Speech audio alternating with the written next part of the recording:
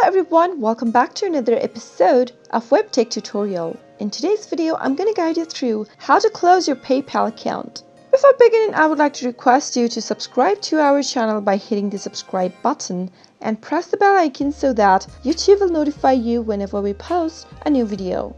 Now let's begin. Before you close your account, make sure to withdraw any money you have in your PayPal account. You can't close your account on PayPal if there are any limitations, unresolved issues, or a balance on your account. Start by clicking open a web browser and in the URL box type in www.paypal.com and search. Log into your PayPal account if necessary by clicking on the login button in the upper right corner. Now enter your credentials that are required in the login area and click on login to log into your account. Once you are logged into your account, from your home page of PayPal, go and click on the gear icon in the upper right corner, right next to the logout button. From your profile page, at the bottom of the screen, you'll be able to see a link that says Close your account. Click it on, and on the next page, confirm that you'd like to close your account. Click on the button that says Close account. And now, your account has been closed. You have been redirected back to the home screen of PayPal. In the future, if you'd like to use PayPal again,